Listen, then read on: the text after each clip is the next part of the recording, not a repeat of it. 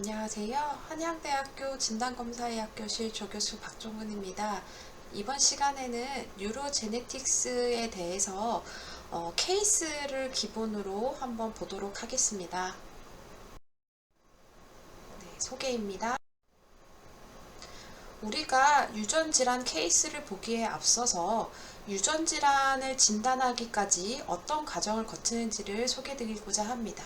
그러면 제일 먼저 유전질환인지를 의심을 해야겠죠. 유전질환이란 무엇인지, 그리고 진짜 이 환자의 질환이 유전질환일까? 만약에 유전질환이 맞다면 환자의 원인 유전자는 무엇인지, 그 원인 유전자가 한 개만 있는 것인지 아니면 다른 후보 유전자가 몇 개가 더 있는 것인지, 그리고 유전 질환의 발병 기전을 알아야겠고요. 마지막으로 이런 것들을 종합해서 이 환자의 진단을 위해서 어떤 검사를 시행해야 할지를 결정하게 되겠습니다. 첫 번째로 유전 질환이 무엇인지에 대해서 보시겠습니다. 유전질환, 지네틱 디스오더는 많이 보셨을 텐데요. 유전질환은 DNA 시퀀스의 체인지에 의해서 환자의 질환이 발생하는 것들을 이제 통틀어서 유전질환이라고 표현을 합니다. 우리가 흔히 아는 유전질환 중에 어떤 것들이 있냐면은 하나의 쥔의 패소제닉 베리언트가 발견이 됐을 때 발생하는 질환을 주로 보통 생각하시게 되는데요. 이 질환은 지네틱 디스오더 전체 중에서 모노제닉 디스오더에 해당을 하게 됐습니다. 극히 일부에 해당을 하겠고요.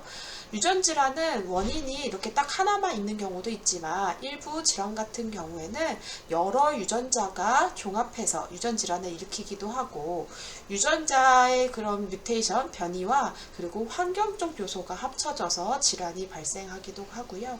그리고 DNA 레벨보다 좀 더 큰 염색체 레벨, 크로모좀 레벨에서 크로모점의 개수가 증가한다던가 아니면 크로모점의 이제 트랜스로케이션 같이 스트럭처럴한 이제 구조적 이상이 생기는 경우 등등을 통해서 유전 질환이 발생하게 됩니다. 그래서 유전 질환의 개념은 크게는 지네틱 디스오더라고 생각을 하지만 여기서 이제 작은 개념으로 이제 유전이 다음 세대의 유전 물질을 전해주는 이너티드 디지즈로 나뉘게 되겠습니다.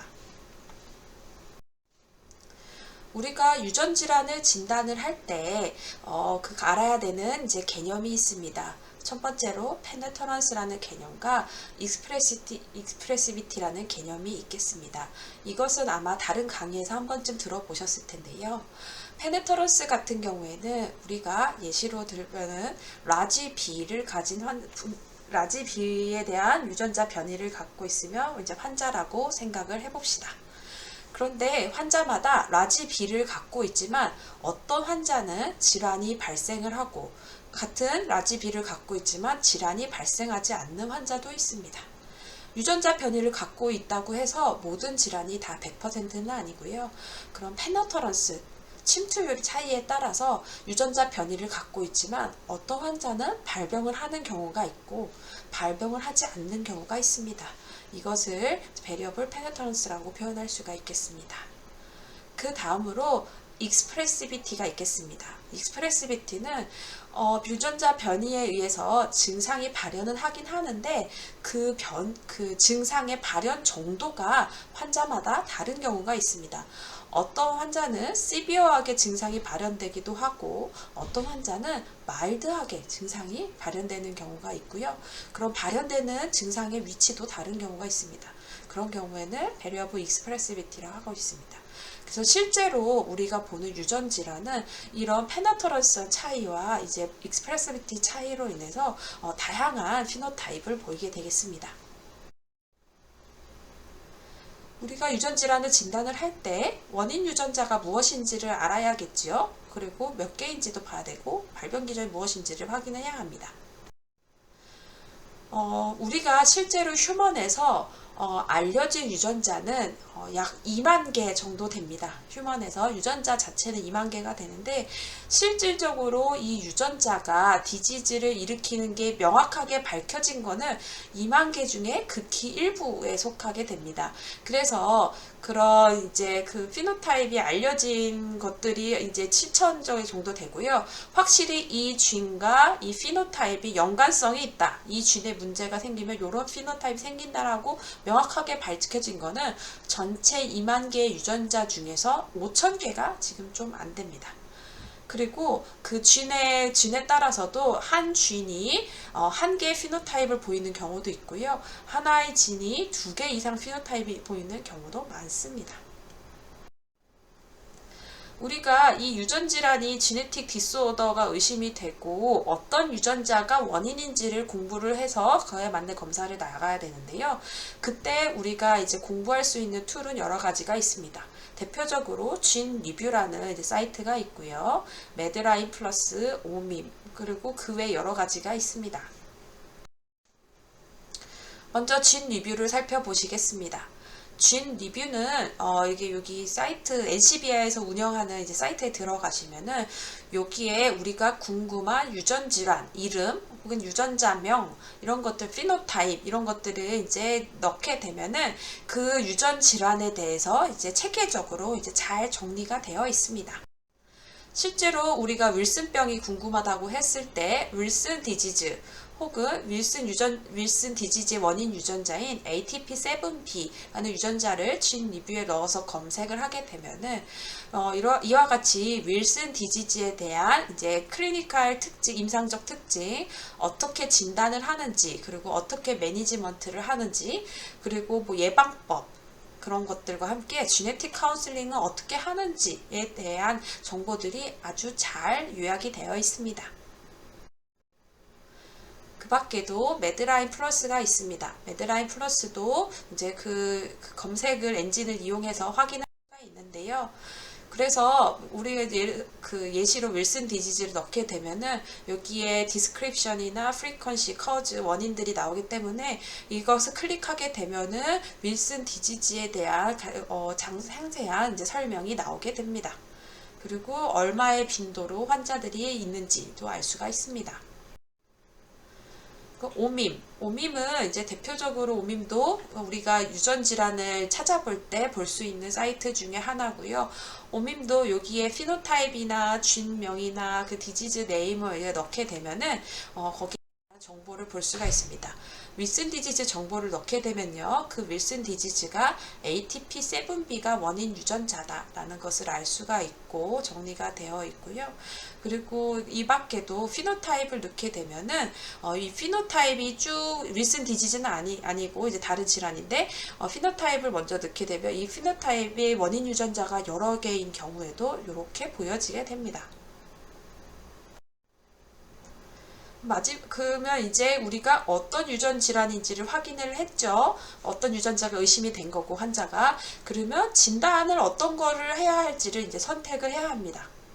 이런 진단을 위한 유전자 검사는 사실 항상 있는 거는 아니고요. 우리가 앞에서 이제 유전자 변이가 유전 질환을 일으킨다라고 설명을 드렸지만 이런 유전자 변이는 크게 3가지 혹은 4가지 형태의 변이로 구성이 되어 있습니다. 그래서 우리가 만약에 의심되는 환자가 어떤 형태의 유전 변이를 이제 주로 갖고 있는지에 따라서 선택할 수 있는 메소드가 달라지게 됩니다. 그럼 제일 먼저 큰 레벨의 유전자 변이, 유전 지노믹 베리에이션을 확인을 하게 되면요. 염색체의 수가 증가를 한다던가 감소를 하는 유전 질환이 있습니다. 대표적으로 다운 신드롬이 있겠고요. 이런 다운 신드롬 환자 같은 경우에는 크로모조말 아날라이시스 캐리어 타이핑이라는 검사를 통해 염색체의 그 수적 이상을 확인하게 됩니다. 그 다음으로는 염색체 레벨보다 작은 캐리어 타이핑으로 볼 수 없는 그런 작은 사이즈의 염색체의 양이 증가하거나 감소하는 변이들이 있습니다. 이런 변이들을 우리가 카피 넘버 베리에이션이라고 얘기를 하게 되고요. 카피 넘버 베리에이션 같은 경우에는 크로모조말 마이크로어레이, PC, MLPA 검사를 통해서 확인을 하게 됩니다. 그리고 유전자 변이 중에 가장 작은 수준의 변이는 우리가 DNA가 A, T, G, C 네 가지 염기의 조합으로 결정이 되는데 이 염기 수준에서의 변이가 있습니다. 우리는 그것을 시퀀스 체인지라고 얘기를 하게 되겠고요. 이런 시퀀스 체인지를 보는 변이의 대표적으로 생월 시퀀싱, 넥스트 제너레이션 시퀀싱 검사가 있겠습니다. 그리고 여기 앞에서 변이와 형태와는 다른 특이한 형태의 변이가 있는데요. 3염기 반복 질환이라고 해서 염기 3개가 비정상적으로 반복이 증가하는 질환이 있습니다. 보통 신경계통 질환들이 많은데요. 대표적으로 헌팅턴 디지즈, 스피노세레벨라 아탁시아, 프라젤 X 신드롬, 마요토닉 디스트로피가 있습니다. 이 질환들은 앞에서 나온 검사와는 다르게 또 다른 검사법을 이용해서 진단을 해야 되는데 이때는 프래그먼트 아날라이시스를 이용하거나 리피드 프라임 PCR, 그 서던 블랏을 통해서 이제 반복수가 얼마나 증가를 했는지를 보게 됩니다. 제가 이제 환자들을 만나는 진단검사의학과 의사지만 이제 유전 상담을 해서 환자들을 만나게 되는데요. 이제 환자들께 이제 다음과 같이 이렇게 설명을 드립니다. 우리 몸에는 46건의 백과사전이 있습니다. 라고 설명을 드립니다. 그 말은 46개의 염색체가 우리 몸에 있죠. 그래서 백과사전이 하나가 더 증가한 이제 질환, 백과사전이 하나가 없어진 질환, 아니면 백과사전끼리 서로 섞여 있는 질환을 설명을 하게 됩니다. 우리 몸에는 2만 개의 소단원, 챕터가 있다고 설명을 드리고요. 이거는 2만 개의 유전자라고 볼 수가 있겠습니다. 그래서 그 책의 챕터가 증가하거나 책의 챕터가 일부가 삭제된 변이를 우리가 카피 넘버 베리에이션이라고 설명을 드리고 있습니다. 챕터가 이렇게 되고, 그리고 우리 몸에는 30억 개의 이 백과사전에는 30억 개의 글자가 구성이 되어 있다라고 합니다. 실제로 우리 몸은 30억 개의 염기로 구성이 되어 있습니다. 이 30억 개의 염기 중에 글자가 하나, 2개가 이제 바뀌는 변이가 시퀀스 체인지 변이가 되겠고요. 그래서 시퀀싱 검사는 글자의 오탈자를 보는 검사다라고 설명을 드리고 있습니다. 앞서서 그 지노믹 베리에이션 형태가 크게 3가지 혹은 4가지 된다고 말씀을 드렸습니다. 말씀을 드렸고, 실제로 어떻게 우리가 검사가 이루어지는지 검사를 살짝 보시게 되면은 우리 염색체 이상 변이 같은 경우에는 캐리어 타이핑을 한다고 말씀을 드렸습니다.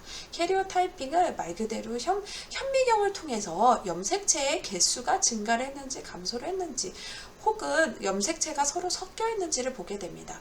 실제로 환자 데이터는 오른쪽 위에처럼 염색체가 이렇게 흐트러져 있는데요. 이것을 염색체의 크기 그리고 센트로미어가 가운데에 있는지 아니면 끝단에 위치해 있는지에 따라서 우리가 약속을 정했습니다. 가장 큰 염색체 1번부터 해가지고 크기 순, 센트로미어 위치 순을 해서 1번부터 22번 그리고 성염색체 X, Y 이렇게 약속을 해서요. 요런 이제 그 염색체의 수적 이상을 확인하게 되고, 다음 신드롬 같은 경우에 대표적으로 21번 염색체가 3개가 보이겠죠. 다음은 카피 넘버 베리에이션입니다. 카피 넘버 베리에이션 같은 경우에는 여러 크게 임상에서 3가지 검사를 이제 사용을 하게 되는데요. 대표적으로 크로모조말 마이크로 어레이라는 검사가 있습니다. 이 크로모조말 마이크로 어레이는 염색체 1번부터 끝번 성염색체 전체적으로 그 염색체의 양적인 개념을 이제 증가가 됐는지 감소가 됐는지를 이제 보시게 되는데요.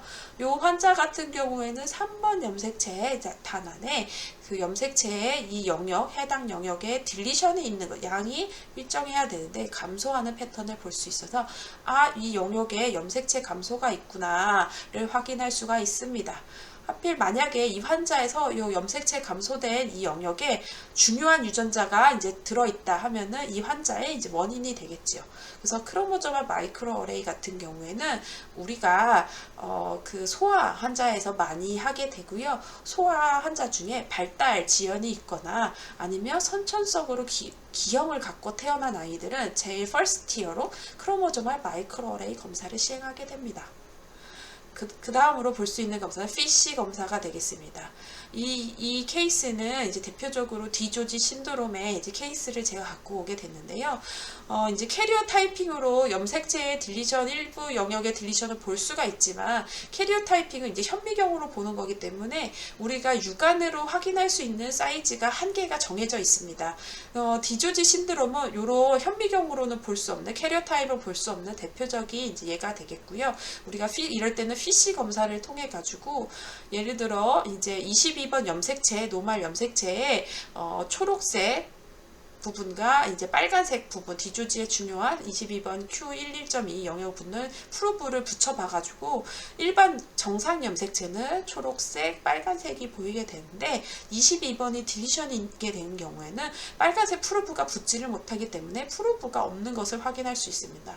그래서 정상인 아가들은 초록색 2개, 빨간색 2개의 염색체 그 피쉬 결과를 보이지만 그 디조지 신드롬 환자 같은 경우에는 빨간색 레드 시간이 사라진 것을 통해서 이 환자는 22번 영역에 딜리션이 있구나를 확인해서 디조지 신드롬을 진단을 하게 됩니다. 이 밖에도 피쉬는 딜리션 두플리케이션도 확인을 할 수가 있지만 트랜스로케이션도 확인을 할 수가 있습니다.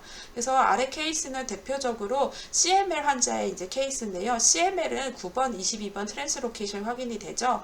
그래서 정상 세포 같은 경우에는 9번, 22번 레드, 그린 시그널이 보이게 되지만 CML 환자 같은 경우에는 9번, 22번이 트랜스로케이션이 되기 때문에 그린과 레드 시그널이 섞인 퓨전 시그널이 확인하게 됩니다. 그래서 보통의 경우는 두 개의 퓨전 시그널과 정상인 레드, 정상인 그린 시그널을 보이게 됩니다. 이로써 CML을 확인하게 됩니다. 다음으로 MLPA 검사입니다. MLPA 검사는 CMA 검사와는 다르게 특정 유전자, 특정 엑손, 그러니까 좀 좁게 보는 검사라고 생각을 하시면 되겠고요. 이 케이스는 어떤 케이스를 가져왔냐면 샤콘 마리투스 디지즈라고 해가지고 PMP22 유전자가 듀플리케이션 된 경우에 이제 질환이 이제 진단이 되는 이제 질환이 있습니다. 대표적인 신경계 질환이고 폴리뉴로패시 그 페리페랄 뉴로패시가 일어나는 대표적인 질환이 되겠습니다. 그래서 위에 같은 경우에는 일반적인 환자는 PMP20이라는 유전자가 2카피, 엄마 하나, 아빠 하나 물려받은 2카피를 갖고 있게 되지만 그 샤콘 마리투스 디지즈 환자 같은 경우에는 PMP22가 이제 증가된 소견을 보이면서 여기서 이제 PMP22 유전자만 증가된 영역을 이제 확인할 수가 있겠습니다. 그래서 진단을 하게 되고요. 그리고 시퀀스 체인지 같은 경우에는 이제 클래시컬하게 생어 시퀀싱 검사법과 넥스트 제너레이션 시퀀싱을 이용한 검사법, 그 대표적으로 두 가지로 확인을 하게 되겠습니다. 그리고 카피 넘버 베리에이션 같은 경우에는 리피 프라임 PCR법과 서던 블라법을 통해서 확인을 하는데 리피 프라임 PCR법 같은 경우에는 우리가 환자가 비정상적으로 3년기 반복이 증가가 되면요. 그런 이제 특수한 프라이머가 이제 제작을 해가지고 그 PCR을 해보면은 분석을 해보면은 이렇게 소잉 패턴을 나타나게 됩니다. 그래서 일반적인 환자는 스윙 패턴을 나타나지는 않는데 이렇게 3년기 반복이 증가된 환자는 이렇게 스윙 패턴 나와서 증가된 환자구나 진단할 수 있겠고 서던 블락 같은 경우에는 이제 지노믹 DNA를 이제 잘라가지고 이제 프로브를 붙여서 방사선 동위원소를 이용해서 얼마나 이게 3년기 반복이 증가를 했는지를 볼 수 있습니다. 실제로 이제 정상인 환자들은 뭐 9kb, 10kb 밴드, 9kb 밴드만 보인다 하면은 그 환자 같은 경우에는 이제 정상인 밴드 하나와 증가된 밴드 하나를 이제 확인하게 되어서 이 환자가 뭔가 3년기 반복이 많이 증가했구나를 확인할 수가 있습니다. 그래서 앞서서 이제 말씀드렸지만 시퀀스 베리언트가 주요 디지즈의 원인이다 라고 한다면은 생어 시퀀싱이나 NGS를 이용해서 이제 타겟 그런 패널 테스트를 해볼 수가 있겠고요. 카피 넘버 베리에이션의 주요 원인이다. 그럴 때는 아까 샤켄 마리투스 디지즈처럼 MLPA를 먼저 하거나 아니면 크로모조와 마이크로 어레이 아니면 좀 큰 사이즈의 이제 염색체 이상이라면 크로모조 분석을 통해서 카피 넘버 베리에이션 활용할 수가 있겠습니다. 그리고 3년기 반복 질환 같은 경우에는 프래그먼트 아날라이시스를 통해서 그러니까 리피 프라임 PCR, 서던 블락을 통해 가지고 확인을 하게 되겠습니다. 네, 그럼 케이스를 통해서 한번 살펴보도록 하겠습니다. 첫 번째 케이스입니다. 25세 남자 환자분이시고 다리에 힘이 없어서 걷지를 못한다는 주소로 내원하셨습니다. 정상으로 태어났고 2세 때 보행을 시작했는데 7세부터 발달장애로 이제 장애 등록했고요. 중학교 때부터 까치발로 걸었고 좀 앉았다 일어날 때 무릎을 잡고 일어났다. 그리고 1년 전부터 휠체어 사용했다는 히스토리가 있습니다. 그리고 CK가 상당히 올라가 있는 것을 이제 확인할 수가 있었습니다. 이 환자의 피노타입을 정리하자면은 얼리 차일드후드부터 딜레이 마우터 마일스톤을 보였고요.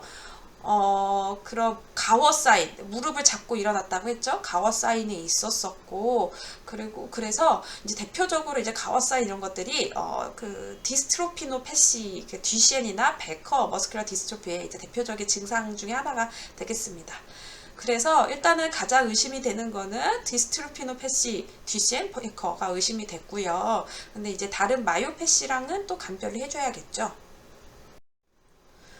우리가 이런 디스트로피노패시에 대해서 앞서 설명드렸던 쥔 리뷰에서 찾아보게 되면요. 가장 대표적인 유전자는 DMD라는 유전자입니다. DMD라는 유전자이고, DMD라는 유전자는 이제 그 특이하게, 그 쥔의 그 도세지 변화, 그러니까 쥔의 카피 넘버 베리에이션이 전체 환자의 한 65에서 85% 원인을 찾는 환자의 그 정도 차지하게 되고요. 시퀀스 아날라이시스는 한 20% 정도 차지한다라고 알려져 있습니다. 그 말은 즉슨 DMD를 먼저 DMD 유전자를 검사를 할 때는 그런 쥔의 딜리션, 듀플리케이션을 확인할 수 있는 MLPA 검사를 좀 더 우선적으로 해야겠죠. 그리고 MLPA에서 안 나왔다면은 그 다음으로는 시퀀스 체인지 변이를 확인해야 될 것입니다. 실제로 이 환자는 MLPA 검사를 먼저 했었을 때는 변이가 나오지 않아 가지고요. 그 다음으로 차순위 검사인 시퀀시 검사를 진행을 했습니다. 그랬더니만 그 DMD라는 유전자에서 인트론 마이너스 2번, 두 번째 A가 G로 바뀌는 변이가 헤미자이고스로 DMD 유전자는 대표적으로 X 염색체에 있는 유전자여가지고요. 남자는 X를 하나 갖고 있죠. 그래가지고 우리가 남자한테서 이제 변이가 하나 나왔을 때를 그때를 헤미자이고스라 표현합니다. 그래서 이제 X 염색체에 헤미자이고스로 변이가 나왔고요. 인트론 마이너스 2번째 같은 경우는 유전학적으로 상당히 중요한 위치입니다. 그래서 어쨌든 이 결과로 이 환자가 이제 DMD 유전자의 시퀀스 체인지에 의한 그 유전 질환을 진단을 하게 됐고, 우리가 그러면 이 환자를 진단하고 나서 그 이후에 퍼더 스터디를 좀 해봐야 되겠죠. 그래서 퍼더 스터디를 좀 이제 보려고 이제 봤더니만 이 유전 질환 같은 경우에는 그 마요패시뿐만이 아니고 심장 근육 쪽에도 영향을 미치기 때문에 딜레이티드 카디오 확장성 심근병증의 이제 위험도도 증가를 하게 됩니다. 그렇기 때문에 이런 심장에 대한 워크업도 이제 해봐야겠죠. 두 번째 케이스 보시겠습니다. 두 번째는 37세 남자 환자고 다리가 뻣뻣해요를 주소로 내원했습니다. 환자 보시면은 5년 전부터 걷는 게 어려워졌고 다리가 뻣뻣하고 잘 움직여지지 않아서 지팡이 쓰고 있고 아버지와 형이 동일한 증상이 있다라고 하였습니다. 아버지, 형이 동일한 증상이 있다. 우리가 이것을 통해서 오토조말 도미넌트 유전을 하겠구나 라고 좀 의심은 해볼 수가 있습니다. 윗대와 형제자매 있으니까요. 그래서 젊은 나이에 온셋을 하고 이제 그 진행성의 이제 그런 걸음걸이 이제 다리가 뻣뻣해지는 이상 이런 것들을 종합해 봤을 때 이제 오토조말 도미넌트 패턴을 보였을 때 우리는 헤리디터리 스파스틱 파라플레지아 HSP를 가장 우선적으로 의심을 할 수가 있겠습니다. HSP는요, 대표적으로 원인 유전자가 아주 많은 유전 질환 중에 하나입니다. 하나가 원인이진 않고 여러 가지가 원인이 있는데, 일단 보시면은 패밀리알 타입의 HSP와 스포라딕 타입 HSP, 그러니까 가족력이 없는 HSP와 이제 호발되는 원인 유전자의 빈도가 조금씩 다르긴 하지만, 어쨌든 가족력이 있는 HSP 같은 경우에는요, 스파스트가 제일 흔하다라고 알려져 있고요. 그 다음으로 ATL1이 두 번째로 흔하다라고 이제 알려져 있고, 그 외 여러 유전자들이 보고되어 있습니다. 스파스트 유전자는 그 국내에 한국인에서 가장 사실 흔한 오토소멀 도미넌트 HSP에서 가장 흔한 유전자긴 하고요. 그런데 이제 얼리온스 HSP 뭐 이런 경우에는 ATL1이 이제 좀 흔하다고 알려져 있습니다. 그러면 이런 경우에는 스파스트를 먼저 검사를 해볼 수도 있겠지만, 원인 유전자가 워낙 다양하기 때문에 멀티진 패널 검사를 이제 해보면 좋겠지요. NGS를 이용한. 실제로 이 환자는 NGS를 이용한 멀티진 패널 검사를 시행을 하였고, 스파스트라 유전자에서 이제 그 유전자 염기가 딜리션이 되면서 프로틴 레벨에서는 프레임 시프트가 되는 그런 변이가 확인이 되었습니다. 세 번째 환자 보시겠습니다. 칩 컴플레인은 말을 잘 못해요. 7살 여자 환자였고요. 그래서 이제 태어날 때 특이사항이 없었었고, 이제 뭐 그 가족력은 없기는 했었는데요. 동생은 또 괜찮았고. 그래서 이제 보면은 38세 이상 없이 이제 시색으로 태어났고, 이제 말을 잘 못하죠. 이제 글로벌한 디벨로메타 딜레이가 있는 것을 확인할 수가 있었고, 근데 가족력은 명확하지 않고, 근데 얼굴을 자세히 좀 봤더니만, 마이너하게 페이셜 디스몰피즘이 좀 있었던, 이제 그 외에는 다른 변이가 없었던 환자가 되겠습니다. 앞서서 설명드렸겠지만 우리 소아 환자 중에서 이렇게 디벨롭멘탈 딜레이가 있으면 가장 우선적으로 무슨 검사를 하냐면은 크로모조멀 마이크로어레이 검사를 최우선으로 합니다. 여기서 최우선으로 하고 여기서 원인을 못 밝힐 경우에는 그 차순위 검사를 홀 엑솜 시퀀싱이나 홀 지놈 시퀀싱 검사를 하게 됩니다. 일단 우리가 크로모조마 이제 마이크로어레이를 하면서 동시에 염색체 검사를 하게 되는데요. 왜냐하면 크로모조말 마이크로어레이 같은 경우에는 쥔의 양의 증가와 감소를 볼 수 있지만, 어떤 거를 못 보냐면 그 트랜스로케이션, 그러니까 진의 증가 감소를 일으키지 않으면서 염색체만 서로 섞여 있는 그런 트랜스로케이션을 확인할 수 없는 단점이 있습니다. 그렇기 때문에 그 염색체 크로모점 아날라이시스 검사를 이제 동시에 보통 하는 경우가 많고요. 여기서 이제 염색체 트랜스로케이션이 없는 것을 이제 확인을 했고, 이제 크로모조말 마이크로어레이는 앞에서 염색체 이상 검사에서 확인하기가 좀 어려운 좀 더 작은 사이즈의 레벨의 이제 변이를 확인을 하게 되고요. 염색체 마이크로어레이는 크게 검사법이 두 가지로 나누게 됩니다. 어레이 CGH법이라고 해가지고 환자와 레퍼런스에 이제 유전자를 이제 그 유전 물질을 넣어가지고요.